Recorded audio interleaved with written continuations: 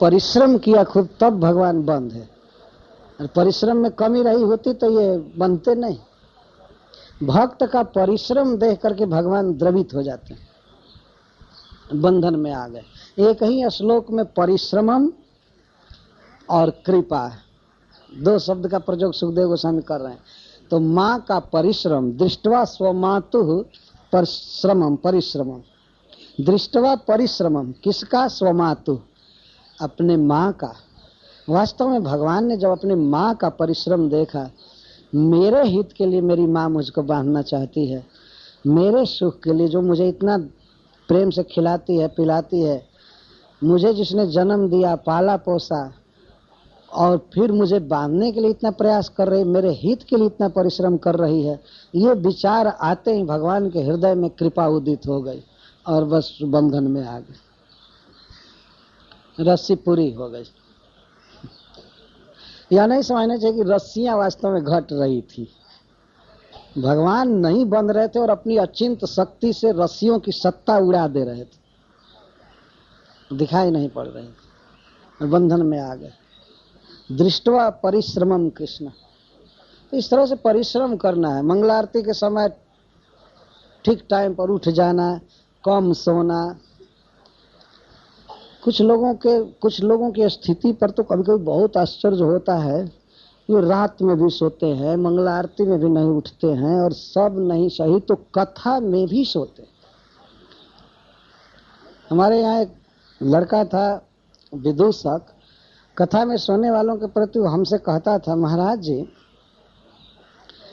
आप कथा कहिए तो 10-20 पलंग साथ में लेते आइए, और जो लोग सोते हैं उनको छुट्टी दे दीजिए, बेचारे सो लें एक बार, और सप्ताह चालू करने से पहले आप उनको सुलाइए।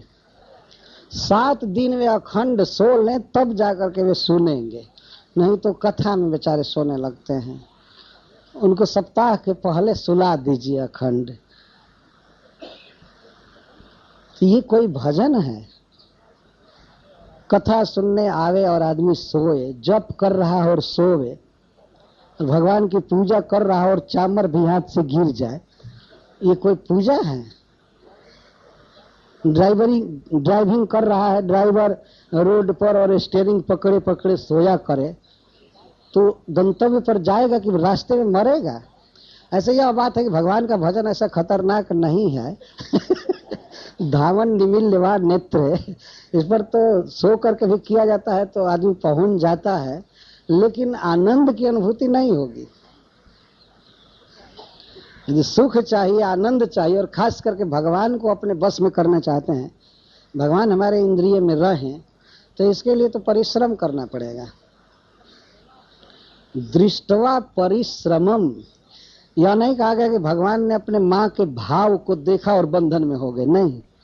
परिश्रमम दृष्टवा, और श्रमम शब्द पर्याप्त है, लेकिन परि का अर्थ है परितः, सर्वतः, कंप्लीट परिश्रम करा लिया भगवान ने मां से।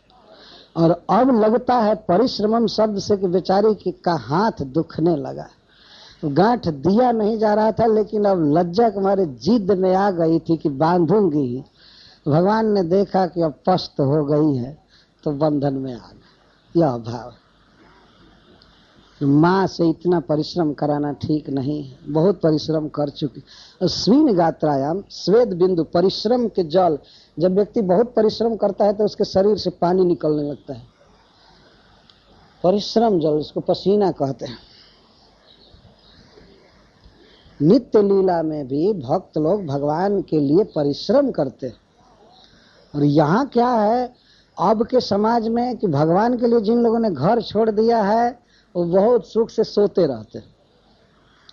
हम देखे हैं जगत में और लोग, जैसे विद्यार्थी हैं, खा करके चलेंगे स्कूल में पढ़ते रहते हैं, ड्राइवर खा करके ड्राइवरी करता है, देखे हैं ना। और सब लोग खा करके काम चालू करते हैं, और साधु खा करके अब विश्राम करते हैं। जबकि साधुओं को श्रमणा कहा गया है, सन्यासी को श्रमणा कहा गया है, श्रम करने वाला। और लोग भले आराम कर लेंगे, साधु आराम ना करे, उसे तो रात में भी नहीं सोना चाहिए, फिर दिन में सोने की क्या बात है। घर द्वार छोड़ा, बाल बच्चा की जिम्मेवारी छोड़ा, यही आराम करने के लिए कि रात दिन भजन करने के लिए। हरे कृष्णा कृष्णा कृष्णा हरे हरे, हरे राम हरे राम। तो भगवान इस लीला द्वारा ये संकेत कर रहे हैं कि परिश्रम करना चाहिए भक्ति में, खूब परिश्रम, कि शरीर पसीने से लथपथ हो जाए। तो भगवान परिश्रम देखकर बंधे, दृष्टवा परिश्रम, माता का परिश्रम और कृष्ण की कृपा, दोनों में संबंध है, भक्त का परिश्रम और भगवान की कृपा। और नहीं आप किसी से कहिए आप भजन कीजिए, आप ये कीजिए, जब भगवान की कृपा होगी तब होगी। भगवान आपके लिए स्पेशल कृपा थोड़े पोस्ट कर रखे हैं कि छोड़ देंगे वो आपसे भजन कराने लगेगी। भजन करेंगे तब कृपा होगी,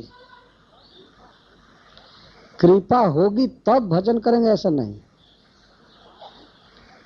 साधु की कृपा से भजन चालू होता है, ये बात है, और भजन करने पर तब कृष्ण की कृपा होती है। आजकल लोग टाल देते हैं, कहते लगता है कि भगवान उनके पास स्पेशल कोई चिट्ठी लिखेंगे या आएंगे कहेंगे कि आप भजन करो, नहीं तो उसके पहले नहीं करेंगे। प्राय ये वाक्य बन गया है सबके मुख पर, जब भगवान की इच्छा होगी होगा। एक आदमी से तो मैं पूछा कि आप जप चालू किए हैं, करते हैं? तो नहीं अभी तो नहीं चालू किए हैं। तो कब करेंगे? और जब उनकी मर्जी होगी तब होगी।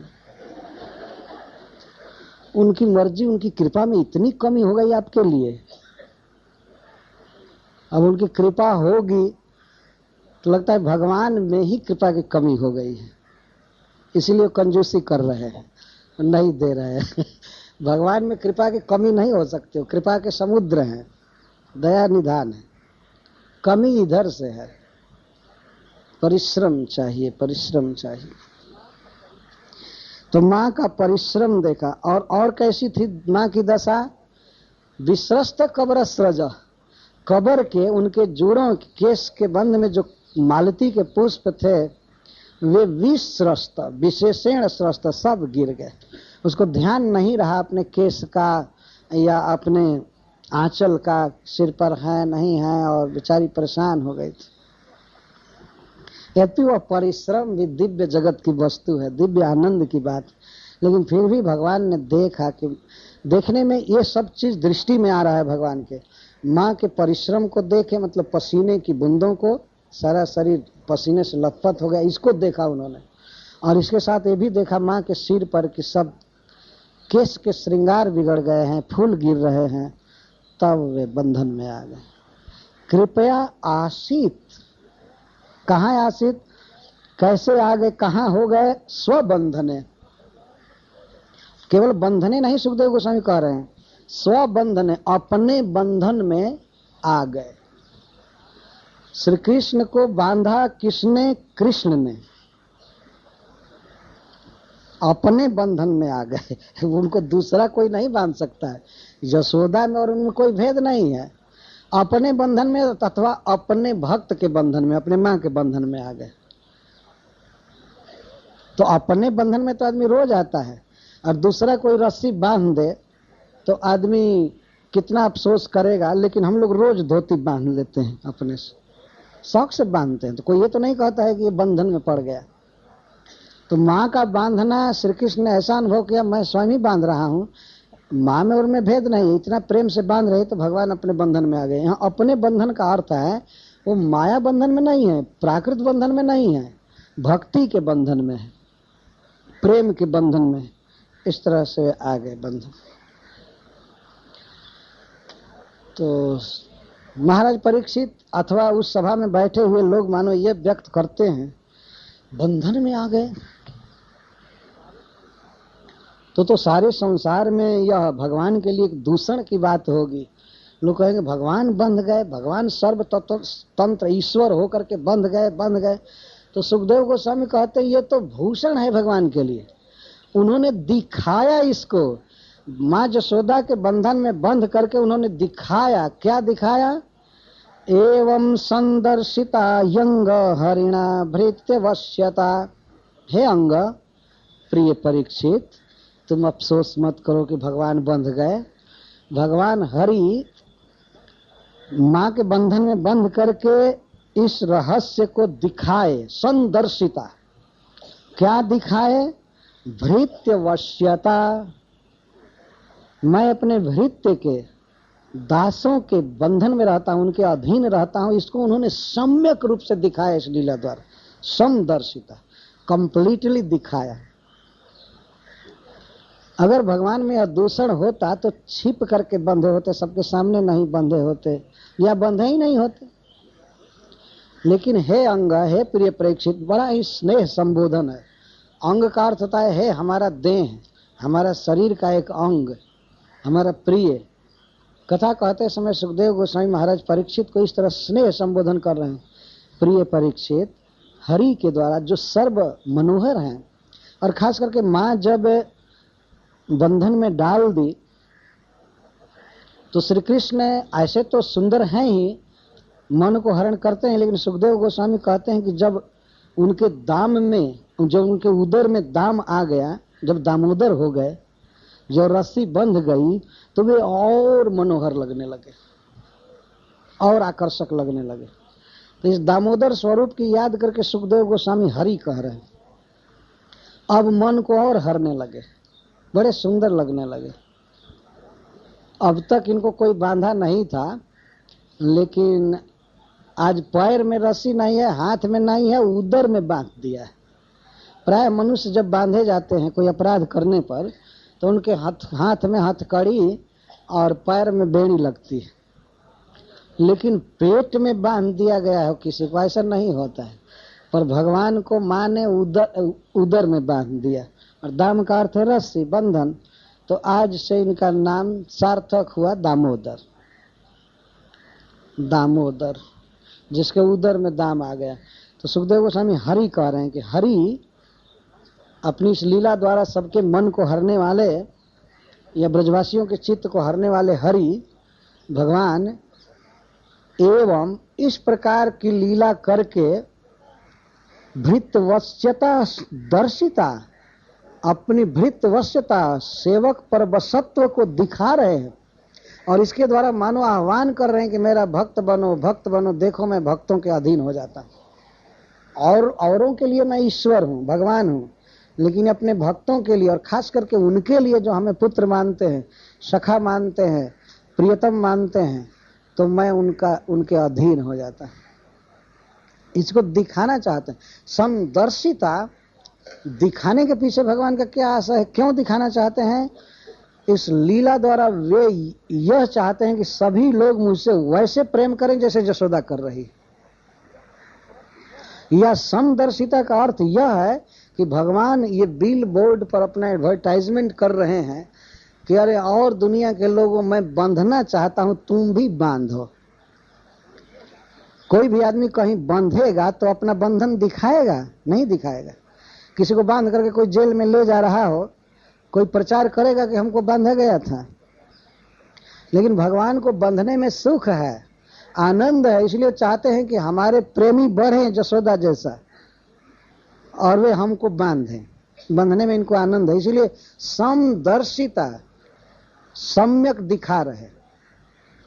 एवं का क्या अर्थ है? एवं का अर्थ है शुरू से, मंथनी स्फोटन से भी पहले, जगने से लेकर कर बंधने तक की लीला को एवं शब्द में सुखदेव गोस्वामी ले रहे हैं। भगवान ने इस तरह दिखाया। देखिए क्या क्या दिखाया।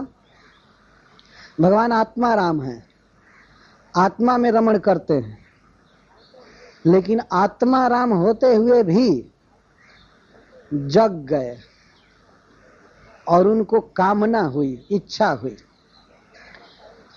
आत्मा में जो रमण करता है उसको साधारण दूध पीने की इच्छा हो, माखन खाने की इच्छा हो, कैसे हो सकता है? लेकिन आत्मा राम होते हुए भी स्तन्य काम हुए। एवं यहां से दिखाना चालू कर रहे हैं। केवल बंधन में बंध करके ही दिखा रहे हो ऐसी बात नहीं है, वहां से दिखा रहे हैं, चाहे उससे पहले से ही बहुत लीलाओं में दिखा रहे हैं। एवं से आप जन्म से लेकर के और ब्रजमंडल में पूरा जितना आवास है वहां तक ले सकते हैं। एवं आत्मा राम हो करके भी स्तन्य काम हुए, इच्छा हुई, भूख लग गई, अच्छा, और पूर्ण मनोरथ हो करके भी अतृप्त रह गए। माँ यशोदा का दूध पीते। पूर्ण काम है इनका, मनोरथ अनादिकाल से पूर्ण है, लेकिन माँ यशोदा का स्तन पीने में इनकी कृतार्थता नहीं हुई। अभी इच्छा बनी की बनी रह गई। तो आत्माराम स्तन्य काम हुआ और पूर्ण मनोरथ अतृप्त रह गया। और विशुद्ध सत्व में जिनका श्री विग्रह है, जो प्रकृति से पार हैं, उनमें आ गया क्रोध। ये दिखा रहे हैं क्रोध, जबकि सत्वगुण का धर्म नहीं है। प्राकृत सत्वगुण में भी क्रोध नहीं होता है, ये रजोगुण का धर्म है। काम ऐसा, क्रोध है ऐसा, रजोगुण समुद्भव। तो प्रकृति का नियामक, प्रकृति से पार रहने वाले में क्रोध देखा गया। क्रोध भगवान में आ नहीं सकता है, लेकिन एवं संदर्शिता, भगवान इस तरह दिखा रहे हैं कि यदि भक्त उनको ठीक से न खिलावे तो उस पर क्रोध भी करते हैं।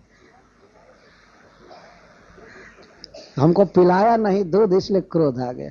तो विशुद्ध सत्व में विग्रह में क्रोध है आया। तो काम आया और लोभ आया और क्रोध आया भगवान में। काम आया माँ के स्तन के दूध पीने की लालसा, और लोभ आया कि तृप्ति नहीं हो रही थी, उतना पी लिए फिर भी और पीऊंगा और पीऊंगा, ये बना ही रहा। और जब माँ उनको रख करके जमीन पर गई दूध उतारने के लिए, तो क्रोध आ गया। तो काम क्रोध लोभ में फंसा हुआ ये परब्रह्म है। तो इस तरह से भगवान दिखा रहे हैं कि मैं भक्तों के कारण ये सब लीलाएं करता हूं, मैं उनके वश में। अच्छा ठीक, जब फोड़ दिए मटका, दही बह चला, माखन लुटा रहे थे, तो माँ के डर से भागे। भागे क्यों? जिनसे महाकाल और जमराज भी भयभीत रहते हैं, वे भगवान भयभीत हुए माँ से और भाग चले जोर से, पलायन की। भय हुआ, भागे। कौन भाग रहा है? जिससे काल भी भयभीत होता है। काल जिससे डरता है वो माँ से डर रहा है। जमराज जिससे डरते हैं वो भाग रहा है माँ के भय से। और इसके बाद सुखदेव गोस्वामी वर्णन करते हैं, ठीक है भागे। और जोगियों के, भक्तों के मन के स्पीड से भी जो ज्यादा हैं, हमेशा दूर रहते हैं, मन की पकड़ में नहीं आ सकते हैं, उनको भी माँ ने बलात् पकड़ लिया। बताइए लीला भगवान की। मन द्वारा भी पकड़ना कठिन है। आज हम यहाँ बैठे हैं, एक क्षण में मेरा मन कहीं भी जा सकता है। जो चीज मैं देखा हूं, नहीं भी देखा हूं, फिर सूर्य लोक में जा सकता है, स्वर्ग लोक में जा सकता है। वर्णन सुनकर इतना तेज मन होता है। और उसमें भी योगियों का मन बहुत सूक्ष्म होता है, पकड़ लेता है सूक्ष्म विषय। लेकिन ऐसे तेज गति से भागने वाले भगवान को, जो जोगियों के मन में भी नहीं आते हैं, उनको गोपी ने झपट कर पकड़ लिया। अब पकड़ लिया। और जो नित्य आनंदमय है, आनंद से ही जिसका शरीर बना है, आनंद घन है, कभी दुख का नामो निशान नहीं है, वो रो रहा, रोदन हो रहा। देखिए, और जो जगत का ईश्वर है, कंट्रोलर है, शिव ब्रह्मा आदि का, इनकी आज्ञा पर सब लोग खटते हैं। मद भयाद बाति वातोयम, मेरे भय से हवा चलती है, मेरे भय से इंद्र वर्षा करता है। जो सबको वेद रूपी रस्सी से बांध करके रखा है, नाम और रूप की रस्सी से बांध करके रखा है, सभी जिसके अधीन है, उसको माँ ने बलात् बांध दिया। कि ये दशा, रोता का रोता रह गया और माँ ने बांध दिया। तो एवं संदर्शिता यंग हरिणा भृत्य वश।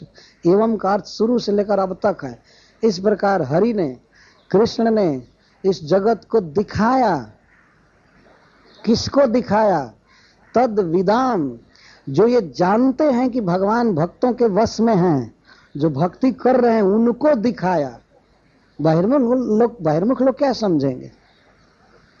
आगे प्रसंग आएगा कि तद विदाम लोके, वे गोपियों के सामने नाचते थे, गाते थे। क्यों? लोक को, उन लोगों को दिखाना चाहते हैं जो भक्ति के अन्य पंथ पर चल रहे, भगवान को भगवान मानकर भजन कर रहे हैं। बहुत ऊंचा भाव है उनका।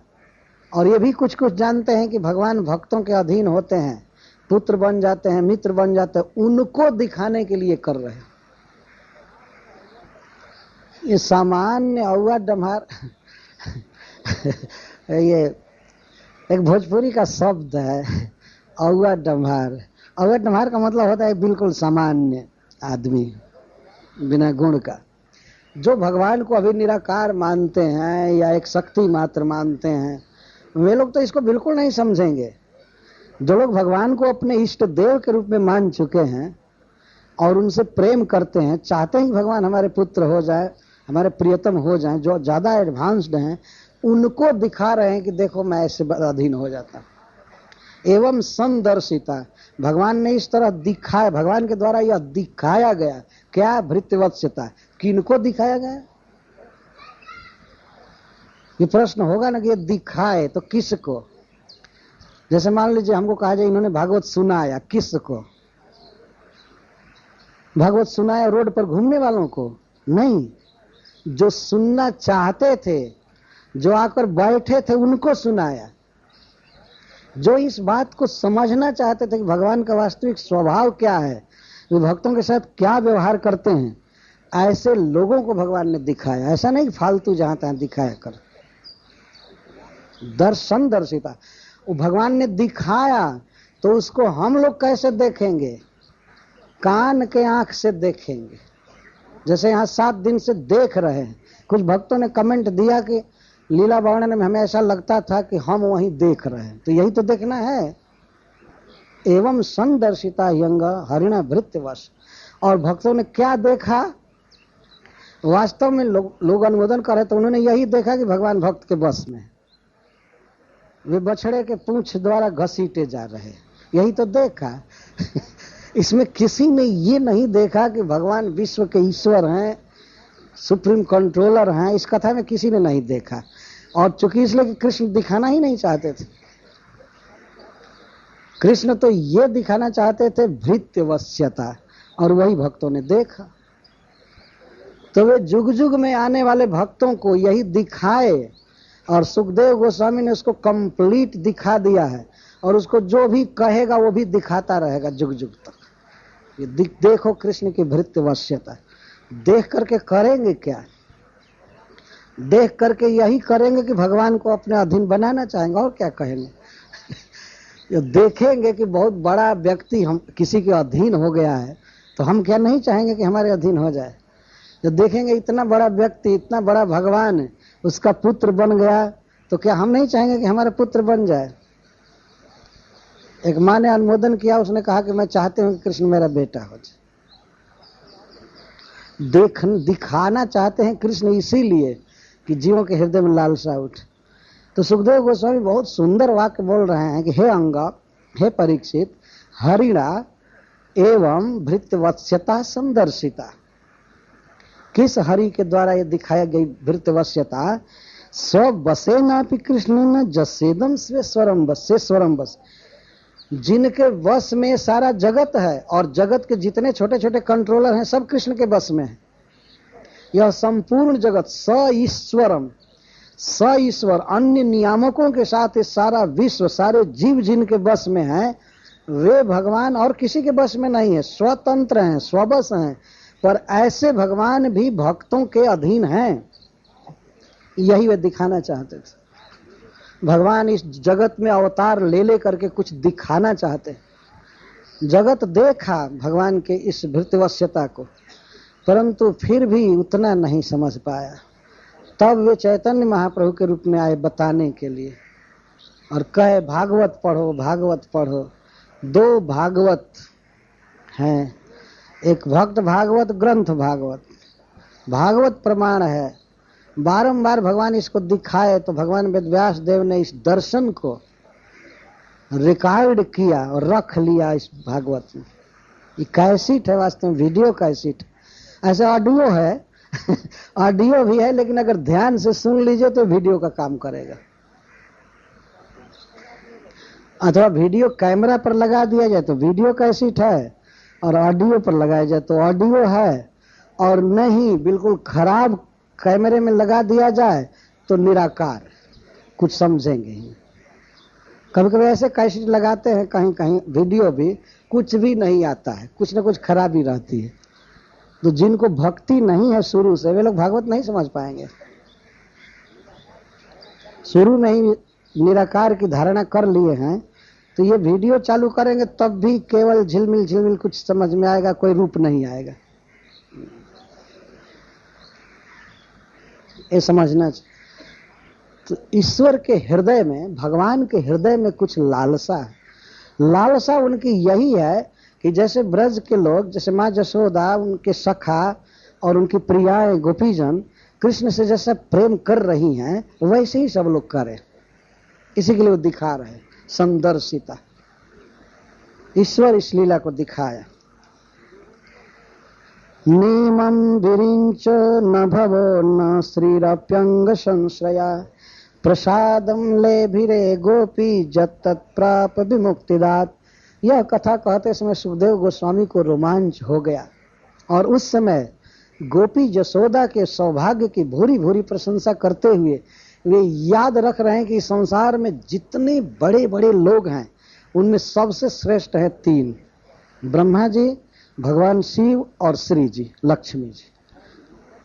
सबसे अधिक निकटतम इनका व्यवहार भगवान के साथ है इस प्राकृत जगत में। और प्राकृत दृष्टि से, बाह्य दृष्टि से देखा जाए तो सबसे बड़े हैं। जैसे ब्रह्मा जी समस्त जगत के गुरु हैं, जगत के ही गुरु नहीं है, समस्त भक्तों के गुरु हैं ब्रह्मा जी।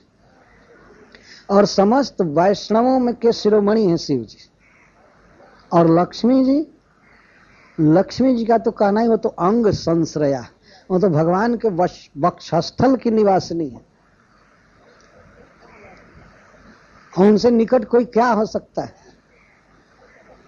लेकिन भगवान के वक्षस्थल पर रहने वाली हैं, परंतु भगवान को अपने वक्षस्थल पर रखने वाली जसोदा के भाग्य के साथ इनके भाग्य की तुलना नहीं की जा सकती।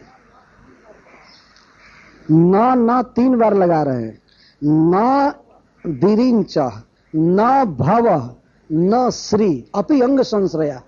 अभी अंग संश्रया है, भगवान के अंग का आश्रय ली है, वो भी अंग पर, वक्षस्थल पर, कलेजे के पास रहती है, फिर भी इस प्रसाद को उसने नहीं पाया।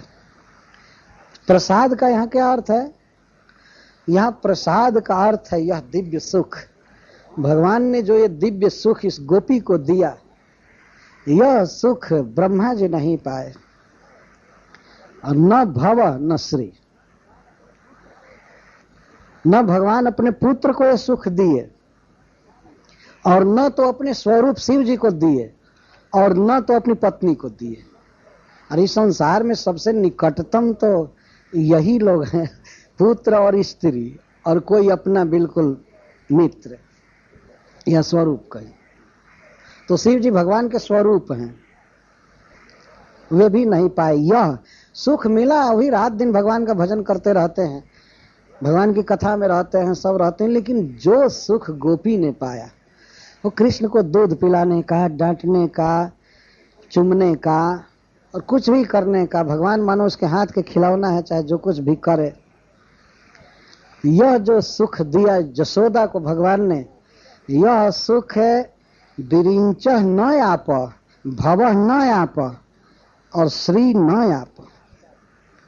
किससे सुख मिला जसोदा को, किससे आनंद मिला? विमुक्तिदात। और जगह पर भगवान मुक्तिद हैं, मुक्ति भर देते हैं। ये ब्रज के भगवान विमुक्तिद हैं, विशेष मुक्ति देते हैं। विशेष मुक्ति का अर्थ है कि अपने भक्तों को अपना पार्षद बना लेते हैं, और पार्षद भी क्या, अपनी माँ बना लेते हैं, अपना सखा बना लेते हैं और अपनी प्रिया बना लेते हैं। इसको विमुक्ति कहते हैं, विशेष मुक्ति। धन्य है माँ जसोदा कि मुक्ति देने वाला माँ जसोदा के द्वारा बंधन में आकर के मुक्ति के लिए रो रहा है। एक भक्त ने लिखा है, तो धन्य है माँ जसोदा को कि मुकुंद को, मुक्ति दाता को ऐसे बांध दिया कि वो रो रहा था और कोई मुक्त करने वाला नहीं था। नंद महाराज आकर मुक्त किए, बाद में वो भी वृक्षों के गिरने के बाद मुक्त करेंगे, और वृक्ष नहीं गिरे होते तो अभी कई घंटा और लग जाता है मुकुंद को मुक्ति पाने में।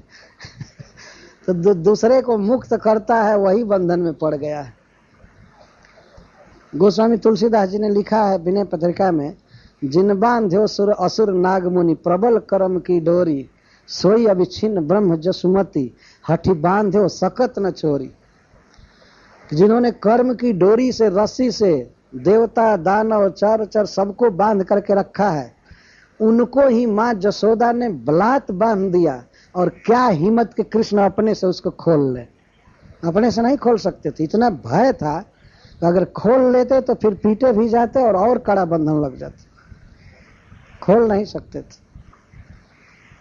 भगवान इस तरफ बंधे हैं, खोल नहीं सकते थे, लेकिन चूंकि भगवान है इसलिए और कुछ लीला करना चाहते थे तो उखल को ही घसीटना धीरे धीरे काम चालू कर। वो भी जब उन्होंने देखा कि मातरी गृह कृत्यसु व्यग्रायाम, जब देखे कि घर के काम धंधा में लग गई है, तब घूमने का साहस हुआ।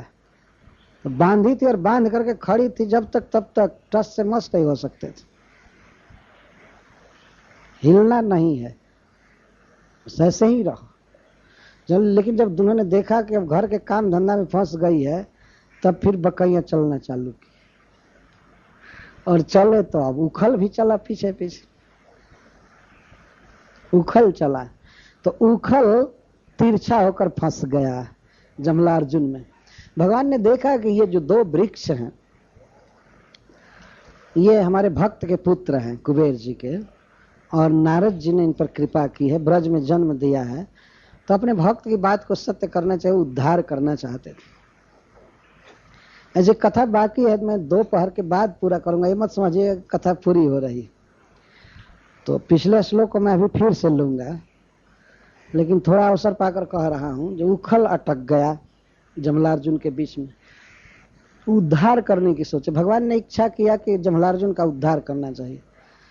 तो हरिश्वरी जी कहते हैं कि देखो भगवान का महान विचार, स्वयं बंधन में है लेकिन दूसरे के हित के विषय में सोचने लगे, दूसरे का बंधन खोलना चाहते हैं। वो शरीर बंधन में है, वृक्ष बन गए हैं जो नलकुबर और मणिग्रीव, तो उनका बंधन खोलने की सोच। तो महान पुरुष का स्वभाव होता है कि अपने बंधन पर विचार नहीं करता है, वो दूसरे का बंधन खोलने में पड़ा रहता है। तो अपने बंधे हैं लेकिन बंधन खोलने चले। तो भगवान तो पार कर गए संकीर्ण वृक्षों के बीच से। हरिसूर्य जी कहते हैं कि भगवान ने वृक्षों के अंतः में प्रवेश किया। जब तक भगवान भीतर नहीं आएंगे उद्धार नहीं हो सकता है।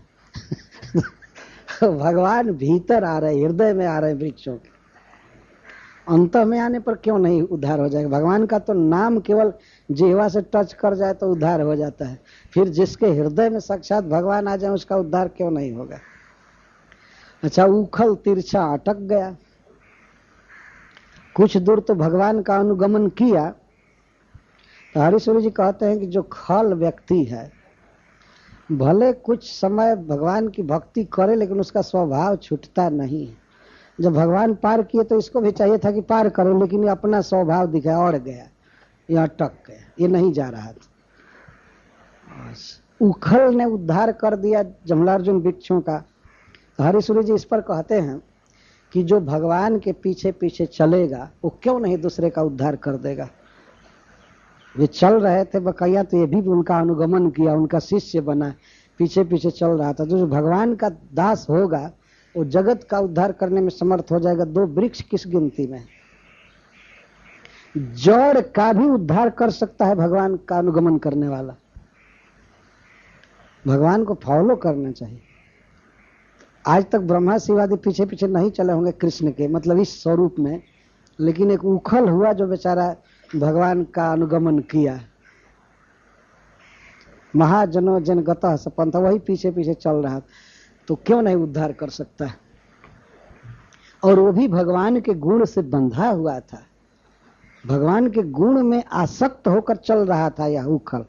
आसक्त, सक्त का अर्थ बंधन होता है, आमन बढ़िया से, अच्छा से, भगवान के गुण में बंधा हुआ था। गुण का अर्थ बहुत सत्य गुण है भगवान का, कई गुण हैं, और कृपा, सौंदर्य, ऐश्वर्य, और यहाँ गुण का अर्थ है रस्सी। भगवान के उदर में गुण बंधा हुआ है, गुण माने रस्सी, और उस रस्सी से बंधा हुआ ये है। तो कोई भी व्यक्ति भगवान के गुण में फंस करके उनके गुणों पर रीझ करके और उनके पीछे पीछे चले, उनका भक्त बने तो पूरे विश्व का उद्धार कर सकता है। 2 वृक्ष की क्या बात है, उद्धार कर दिए। तो खींचे, थोड़ा सा जोड़ लगाए, और ऐसा नहीं भाव व्यक्त कर रहे थे कि मुझे वृक्ष का उद्धार करना है, करना है। तो बच्चे की लीला कर रहे थे। उन्होंने सोचा माँ घर के काम धंधा में कर रही है। अच्छा, भगवान ने यह भी सोचा कि जब माँ काम में है, भक्त काम धंधा में है, तो भगवान थोड़े निठल्ले बैठे रहेंगे, इनका जो काम है वो करना चाहिए। तो माँ अपने घर का काम कर रही है और भगवान अपने स्वाभाविक काम में लग गए। अब उद्धार करने में लग गए। दूसरे का काम भले बांधने का हो सकता है, लेकिन भगवान का काम उद्धार करने का होता है। भगवान भगवान है, उन्होंने ये नहीं सोचा कि बड़ा हो जाऊंगा तब उद्धार करूंगा। भगवान बच्चा है चाहे कुछ भी, उन्होंने सोचा उद्धार करना चाहिए। और भगवान जब सगुण होते हैं तभी किसी का उद्धार करते हैं, नहीं तो निर्गुण रहने पर तो अपने धाम में रहते हैं। प्रकृति के गुणों से परे जब रहते हैं अपने दिव्य धाम में, तो उस समय उद्धार फुद्धार की कोई बात नहीं होती। जब सगुण होते हैं, प्रकृति के गुणों के भीतर आते हैं, तब उद्धार करते हैं। तो भगवान ने अब तक किसी का उद्धार नहीं किया, लेकिन अब जब सगुण हुए तब उद्धार चालू किए। गुण से बंधे, रस्सी से बंधे, तब उद्धार चालू किए, स्वाभाविक। तो इस प्रकार भगवान उद्धार कर रहे हैं जमलार्जुन का, अभी बंधे ही हैं। तो जमलार्जुन के साथ भी उन्होंने बातचीत किया है, वो भी लीला होगी। कुछ भक्तों ने मुझसे निवेदन किया कि भगवान को खोल ही देना चाहिए, साल भर बांध कर रखना ठीक नहीं। तो ठीक है, बेचारे बच्चा को अब खोल करके ही रखा जाए। बंधे बंधे रखना ठीक नहीं है, लेकिन 3-4 घंटे के लिए तो बांध करके छोड़ना ही ठीक है। तो और भी भक्त हैं बहुत से बोलने वाले, लेकिन एक शर्त की गई थी कि लिख करके लाना चाहिए। आप लोगों ने परिश्रम किया नहीं, तो अभी भी 3-4 घंटा बाकी है, परिश्रम कर लीजिए। ला करके पढ़ सकते हैं। श्री महामना प्रभु जी उखल में बांध कर और अपने घर का काम धंधा करने लगी, तो श्री कृष्ण भी अपना कार्य करने लगे। भगवान कृष्ण यद्यपि बच्चा हैं, लेकिन वे अनुभव कर रहे थे कि माँ मेरे सुधार के लिए बांधी है।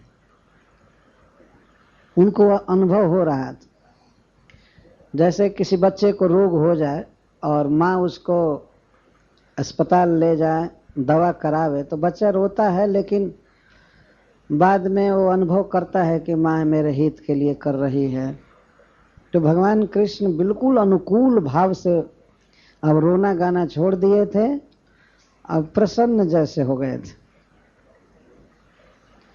तो उन्होंने देखा कि माँ अपने घर के काम धंधा में लग गई है, तो वे अब उखल को घसीटते हुए चले। यमलार्जुन का उद्धार करना था। अर्जुन का अर्थ है एक वृक्ष की जाति, और यम का अर्थ होता है जुगल, जोड़ा। माँ यशोदा के आंगन में बहुत ऊंचे, बहुत विस्तृत 2 अर्जुन के वृक्ष थे।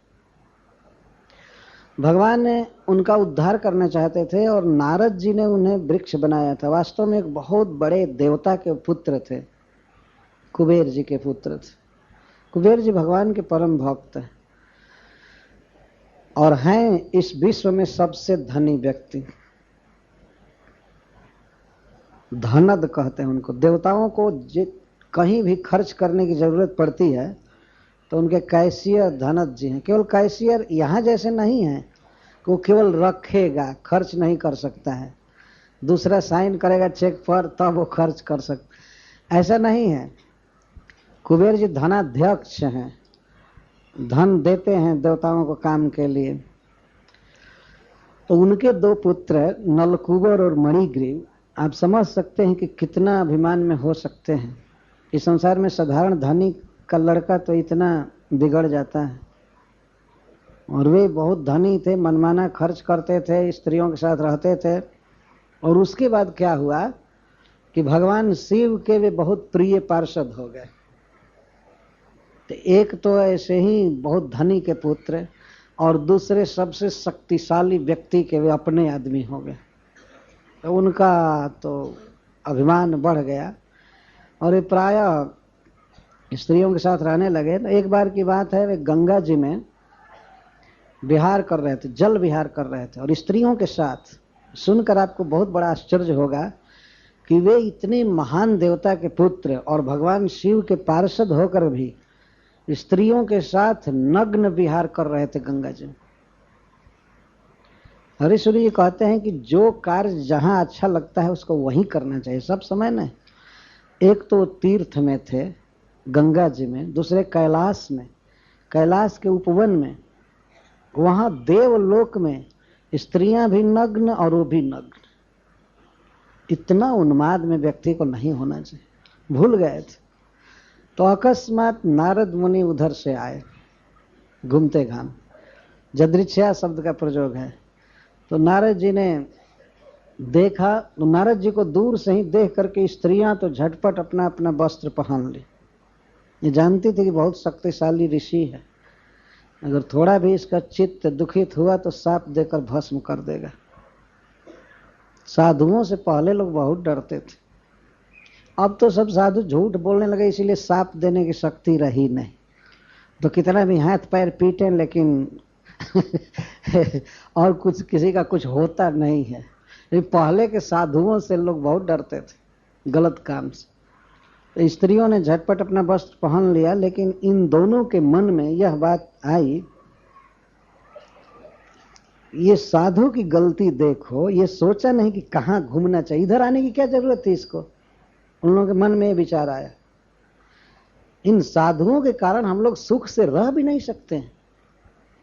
बताइए, वीणा पर कुछ बकता हुआ इधर आ गया, उनके मन में बात आई, कहे नहीं नारद जी से, उनके मन में आया कि हम नहीं वस्त्र पहनेंगे और देखते हैं क्या कर लेता है। और जैसे वे नंग धड़ंग खड़े थे नारद जी के सामने खड़े रह गए। नारद जी ने देखा और समझ गए। नारद जी का बहुत बड़ा प्रवचन है। नारद जी मन ही मन कहते हैं कि इस संसार में यदि व्यक्ति को दूषित करने वाला कोई कारण है तो वह कारण है धन। धन से ही मनुष्य नष्ट होता है। आवश्यकता से अधिक धन यदि शुभ कार्य में न खर्च किया जाए तो वह निश्चित पतन की ओर ले जाता है, क्योंकि जहां धन है वहीं पर शराब मिल सकती है, मदिरा खरीदा जाता है, और स्त्रियों को लोग अपने बस में करते हैं धन द्वारा, और जुआ खेलते, मांस खाते, स्त्री द्यूत मासव, शराब पीते हैं, जुआ खेलते हैं और स्त्री लंपट होते हैं। तो कुबेर जी के यहाँ धन की कोई कमी नहीं थी, जहां धन है अपने आप आ जाते हैं। पशु हिंसा भी धनी लोग ज्यादा करते हैं, इस शरीर को अजर अमर बनाने के लिए मांस खाते हैं, पशु हत्या करते हैं। नारद जी बहुत बहुत बातें कहे हैं, यहाँ पर समय नहीं है कि मैं उन सबको कह सकूं, लेकिन अंत में उन्होंने कृपा करके साप दिया नलकुबर और मणिग्रीव को कि इस जन्म में तो ये देवता हैं, भगवान शिव के पार्षद बने हुए, लेकिन अब इन्हें ब्रज में जन्म लेना पड़ेगा। लेकिन वृक्ष जो नहीं दिया नारद जी, उन्होंने कह दिया कि तुम लोग वृक्ष हो जाओ, झाड़ हो जाओ, जैसे वृक्ष की तरह खड़े हो वैसे वृक्ष बन करके सचमुच के खड़े रहो। लेकिन नारद जी परम कृपामय हैं, भगवान के प्रतिनिधि हैं। तो नारद जी ने शाप दिया तो नलकुबर का जन्म कहाँ हुआ? महावन में, और वह भी कहाँ? नंद बाबा के आंगन में। अंगन कहते हैं और स्त्री को अंगना कहते हैं। तो हरीश्वरी जी लिखे हैं कि जैसी जिसकी वासना होती है अगला जन्म भी वैसे ही होता है। अंगना में आसक्त थे इसीलिए आंगन में आ गए अंगना में आ गए वो बहुत बहुत मजाक करते हैं। तो आंगन में जन्म हो गया। तो पहला एक कृपा है नारद जी की, ये नहीं समझना चाहिए कि वो क्रोध में हो गए थे। महाराज परीक्षित ने पूछा है कि नलकुबर और मणिग्रीव ने क्या पाप किया था कि देवर्षि के मन में भी तमह आ गया, ये क्रोध तमोगुण ये कैसे आ गया? तब सुखदेव गोस्वामी कहते हैं वो तमह समह नहीं था, वह तो विशुद्ध सत्वमय हृदय से कृपा की तरंग थी कि कैलाश से हटा करके ब्रज में जन्म दिया गया। जिस ब्रज में ब्रह्मा जी तृण बनना चाहते हैं पेड़ बनना चाहते हैं, वहां पर अपने आप नलकुबर और मणिग्रीव को जन्म मिला। वो भी तृण आदि नहीं, वृक्ष। तृण की अपेक्षा वृक्ष श्रेष्ठ होता है। और वो भी मां यशोदा के आंगन में, जहां श्री कृष्ण खेलेंगे, जन्म लेंगे। तो सौभाग्य उनको मिला, नारद जी की कृपा से वृक्ष जोनी में आ गया। और भगवान कृष्ण ऐसे तो रोज खेलते थे, लुका छिपी का खेल खेलते थे बच्चों के साथ। तो जमलार्जुन वृक्षों की ओट में छिपते थे, प्राय कई बार आलिंगन किए थे उनको, उनके आसपास। हरीश्वरी जी कहते हैं कि अरे भाई, जिसकी जो आदत होती है वो जाती नहीं है। भगवान देख रहे हैं कि हम अर्जुन नामक व्यक्ति से प्रेम करेंगे, तो अभी से अभ्यास चालू कर दिए। वो तो एक अर्जुन कुरुक्षेत्र में मिलेंगे, हस्तिनापुर में दो दो अर्जुन यहाँ पर हैं। तो अपने सखाओं के साथ खेल रहे थे और उद्धार करने की भी इच्छा हुई। तो हरीश्वरी जी कहते हैं कि भगवान ने सोचा कि हमारे मित्र का नाम है, तो इस नाते से भी मैं इनका उद्धार करके ही रहूंगा। आगे चलकर पूर्व वंश में हमारा एक बहुत बड़ा मित्र होगा जिसका नाम होगा अर्जुन। तो भगवान के लिए भूत भविष्य का भेद नहीं होता है, उनके लिए सब वर्तमान जैसा है। तो इसलिए उन्होंने उद्धार कर दिया। और हरीश्वरी जी एक अर्थ करते हैं कि अर्जुन पार्थ हैं और इनका जन्म अपार्थ है। ऐसा नहीं रहना चाहिए। अपार्थ मतलब अप अर्थ, अर्थ से अलग, निष्प्रयोजन इनका जन्म हो गया, वृक्ष जोनि में हो गए। तो हमारा मित्र होकर के और अपार्थ स्थिति हो, तो अर्जुन हो और अपार्थ स्थिति हो, ठीक नहीं, पार्थ स्थिति होनी चाहिए। ये उन्होंने सोचा। तो अपार्थ स्थिति जो उनकी थी, बेकार स्थिति थी, उसको दूर करना चाहते थे। अपार्थ का मतलब पृथा के संबंध से शून्य, यह भी एक अर्थ हुआ। तो अर्जुन हो और पृथा से संबंध उसका न हो, अपार्थ हो जाए, ठीक नहीं है। तो भगवान ने उनकी अपार्थ स्थिति को दूर करना चाहा। तो वृक्षों के बीच से वे गए और थोड़ा सा जोर लगाए नाम मात्र का, तब तक तो दोनों वृक्ष मूल से उकड़ कर धड़ धड़ धड़ धड़ धड़ धड़ धड़ गिर पड़े। बड़े जोर से आवाज हुई और जब भयंकर ध्वनि हुई तो जितने लोग ब्रज में काम कर रहे थे, इधर उधर वन में गाय चरा रहे थे, खेत पर काम कर रहे थे, सब दौड़े कि क्या हो गया, क्या हो गया। तो कुछ दूर से ही वे लोग देखे कि दोनों वृक्ष नहीं हैं, वो बहुत ऊंचे थे, बहुत दूर से दिखाई देते थे। यहाँ आए तो देखे कि वृक्ष गिर गए, हाय हाय करने लगे सब लोग, क्या हो गया, क्या हो गया। बिना आंधी के, बिना तूफान के दोनों वृक्ष कैसे गिर गए, अरे वो लाला कहाँ है, कृष्ण कहाँ है, कहाँ है। तो यहाँ आकर देखते हैं तो उसको बांधा गया। कौन बांधा, कैसे बांधा, क्या हुआ, आपस में चर्चा चलने लगी कि आज जो मटका फोड़ा था इसलिए माँ ने बांध दिया, माँ ने बांध दिया। और वे लोग तो भगवान का नाम जपने लगे, भगवान को मनाने लगे, बहुत आशीर्वाद दिए नारायण को कि हे नारायण तुमने बच्चे को बचा लिया। दो दो वृक्ष गिरे और बच्चे पर नहीं गिर सके, और वो भी बच्चा वृक्षों के बीच में था। दोनों विशाल वृक्ष गिरे हुए थे और बच्चा बीच में ऐसे ही भोला भाला लीला कर रहा, जैसे उसको कुछ पता ही नहीं हो कि वृक्ष का गिरना क्या चीज है या कौन गिराया है। कृष्ण को थोड़ा भय नहीं था। इसके पहले बच्चों ने देखा था कि दो तेजस्वी देवता प्रकट हुए, सूर्य के समान प्रकाश वाले, और वे लोग कृष्ण की स्तुति किए, परिक्रमा किए, प्रणाम किए बहुत देर तक, और इसके बाद लोग चले गए। कृष्ण बात नहीं किए, उनसे बात नहीं किए, क्योंकि समझ रहे थे कि बात करूंगा तो ये बच्चे सब जाकर मां से कहेंगे कि ये देवताओं से बात किया था। यह बाल लीला के अनुकूल नहीं होगी। देवता लोग खूब परिक्रमा किए उसके बाद भगवान के धाम में चले गए।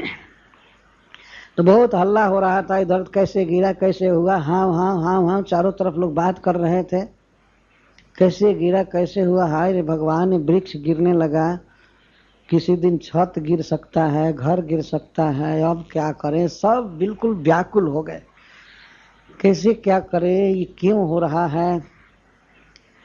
तब तक नंद बाबा आए। नंद बाबा आए तो कोई अभी बच्चे को खोला नहीं था, सब इस घटना पर बात कर रहे थे। वे गए तत्काल और पूछा कौन बांधा है। तो पता लगा कि माँ ने बांधा है, जसोदा ने बांधा है। तो जसोदा से कोई अनुमति नहीं लिए, गए और सीधे खोल दिए। माता की अपेक्षा पिता का पद ज्यादा होता है। माँ अगर बांधी है तो पिता खोल सकता है, वो गए खोल दिए। अच्छा, इसके पहले माँ जसोदा बिल्कुल शोक में डूब गई थी, वो वृक्षों के गिरने से, और वो समझती थी कि हमारा बच्चा दब गया है, ये कुछ हो गया।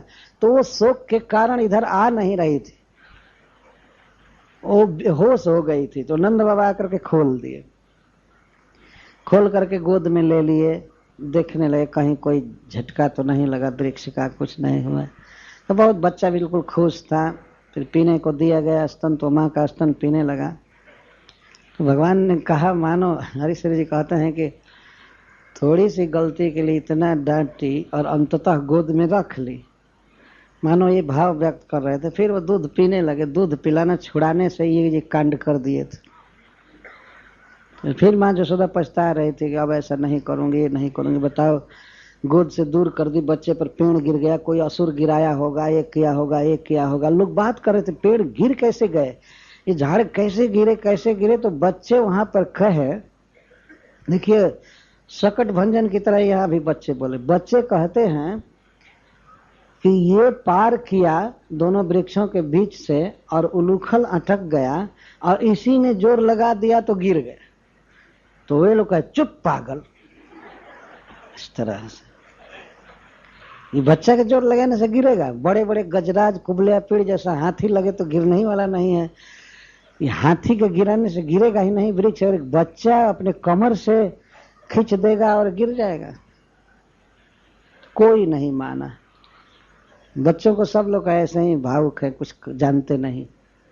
लेकिन वो लोग देखे थे इसके खींचने से गिरे हैं। तो और भी प्रमाण उन लोगों ने दिया कि जब वृक्ष गिरे तो वृक्षों से चंद्रमा और सूर्य की तरह चमकदार दो देवता निकले, और वे लोग सब इसके प्रणाम कर रहे थे, इसको ये कर रहे थे, ये कर रहे थे, ऐसे कर रहे थे। लेकिन ब्रजवासी कुछ नहीं माने। वो उन्होंने कहा कोई भूत का चमत्कार होगा, कुछ होगा, ऐसी बात नहीं है। तो नंद बाबा ने इस तरह खोल दिया। अब उस दिन शाम को मीटिंग बैठी, इष्ट गोष्ठी हुई गोपों की कि इस स्थान पर बहुत उपद्रव हो रहा है, कोई ग्रह लग रहा है, कोई भूत प्रेत बाधा हो रही है, अब क्या किया जाए। तो उपनंद महाराज बहुत बड़े सुहृद थे कृष्ण के, उन्होंने कहा कि ये स्थान हम लोगों को छोड़ देना चाहिए, स्थान लग रहा है। अरे काहे को कोई भूत लगने जाए, वो काला भूत खुद कर रहा था सब ये किसी को पता नहीं था कि यही छकड़ा पलट रहा है, यही वृक्ष गिरा रहा है, ये सब कर रहा है, कुछ पता नहीं था। तो वे लोग तैयारी कर लिए। तो पूछे कि आखिर यहाँ से जाएंगे तो कहाँ जाएंगे। उपनंद महाराज ने कहा कि यहाँ से थोड़ी ही दूर पर वृंदावन नामक वन है, बहुत सुंदर है, और इस महावन में इतनी गौएं हैं कि प्राय घास भी सब खत्म हो चुका है चरते चरते, और उपद्रव भी हो रहा है, इसलिए चले वृंदावन। वृंदावन के अंदर ही गिरिराज जी माने जाते हैं, नंदगांव, ये सब वृंदावन के क्षेत्र के अंदर माना जाता है। क्योंकि वर्णन है कि कृष्ण बलराम जब आए तो गिरिराज गोवर्धन को देखकर बहुत प्रसन्न हुए। तो वृंदावन क्षेत्र के अंदर सब, तो सब गोप लोग दूसरे दिन ही साज बाज करके सजा करके बैल गाड़ी छकड़ा सब भागे वहां से। पहले गौओं को भेज दिया गया, भाग करके वृंदावन आ गए। तो मैं यहाँ तक पहुंचाया, कृष्ण को मुक्त किया, तो कथा द्वारा मुक्त किया। मुक्त तो नंद बाबा किए कृष्ण मुक्त हो गए, सुख से रहने लगे, और महावन से भाग आए सब लोग। वृंदावन में जमुना जी के पुलिन को, गिरिराज गोवर्धन को और वृंदावन को देखकर कृष्ण राम को उत्तमा प्रीति हुई, बहुत बड़ी प्रसन्नता, बहुत बड़ा सुख मिला उन्हें, सुखदेव गोस्वामी कहते हैं। तो इस वृंदावन में भगवान की यह 7 दिवसीय कथा आज पूरी हो रही है। तो यह बहुत बड़ा भाग्य है मेरा कि इस वृंदावन के दिव्य पावन रज में बैठकर कथा कहने का अवसर मिला, और वह भी कृष्ण के जन्मदिन पर। तो यह मंच छोड़ने से पहले मैं भगवान कृष्ण को आशीर्वाद देना चाहता हूँ, क्योंकि वो बच्चा है कि वे अनंत अनंत काल तक इस ब्रज में विहार करते रहें, सुख से रहें, और उनके सुख से हम लोग सुखी रहें। तो आज उनके जन्मदिन पर भक्तजन अपनी अपनी भावनाएं शब्दों में व्यक्त कर रहे थे। कुछ भक्तों को अवसर नहीं मिला, लेकिन उन्हें ये नहीं सोचना चाहिए अवसर नहीं मिला। सुनना बोलने से कम नहीं है। सुनने को जो अवसर मिला वह भी बोलना है, श्रवणम कीर्तनम। तो भगवान श्री कृष्ण को धन्यवाद है, और उनके भाई बलराम जी को, और उनके माई जसोदा को, और उनके पिताजी नंद महाराज, और भी जितने सखा हैं, श्री गोपीजन हैं, सभी श्री कृष्ण के साथ सुखी रहें, आनंद से लीला करें। उस बच्चे के इस जन्मदिन पर यह शुभकामना है। और इसके साथ ही महामना प्रभु जी को कोटि कोटि धन्यवाद है। वास्तव में जब से प्रेसिडेंट हुए यहाँ, तब से श्रीमद् भागवतम प्रारंभ हुआ। वे बड़े नम्र साधु हैं, महात्मा हैं, बहुत मधुर भाषा में ये सब प्रोग्राम करते हैं, और बहुत से भक्तों ने, इस मंदिर के मैनेजमेंट ने उनको बहुत बड़ा सहयोग दिया। इसके साथ ही साथ लाइफ मेंबर बाहर के भी उनको बहुत सहयोग दिए, उन सबको धन्यवाद है।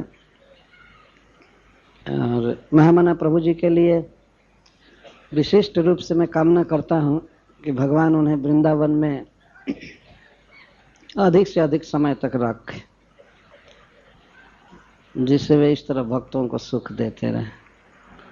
और आप सब भक्तों को मैं धन्यवाद देता हूं जो आप आए इस श्रीमद् भागवतम को सुनने के लिए। मैंने सुना था कि लोकनाथ महाराज ने एक दिन पूछा था कथा में कि कौन कौन लोग भागवत सुनने आए हैं, क्योंकि उनके कथा में यहाँ के भी भक्त थे जो रेगुलर रहते हैं, और कुछ दिल्ली वगैरह से भी आए थे। तो महाराज हमसे कह रहे थे कि जब मैं हाथ उठवाया तो प्रायः सबने उठाया, उनको बहुत खुशी हुई। बड़ी संख्या में देखे कि भक्त बाहर से आए हैं कथा सुनने के लिए। तो घर से चले होंगे, उसी समय से कथा की लालसा होगी। तो वास्तव में भगवान कृष्ण ने उनकी लालसा को पूरा किया, एक अवसर दिया। नहीं तो ऐसा अवसर अपनी इच्छा से, अपने प्लान से बन नहीं पाता है।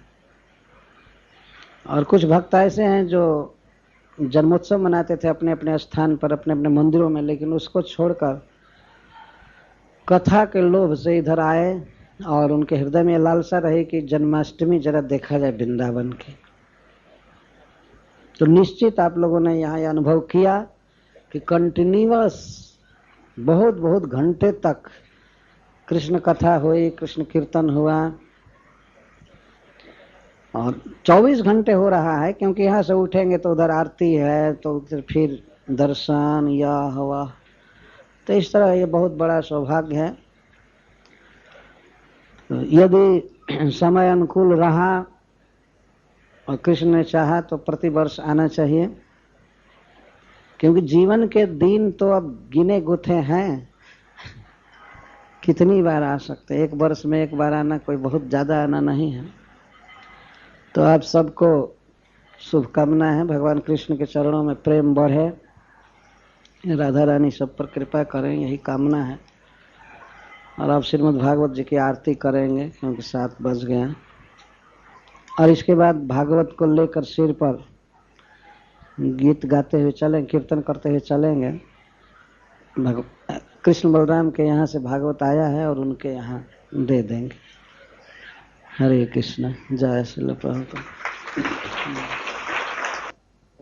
भारत अति पावन पुराण के धर्म भक्ति विज्ञान खान के महापुराण भागवत निर्मल सुख मुख विगलित निगम कल्प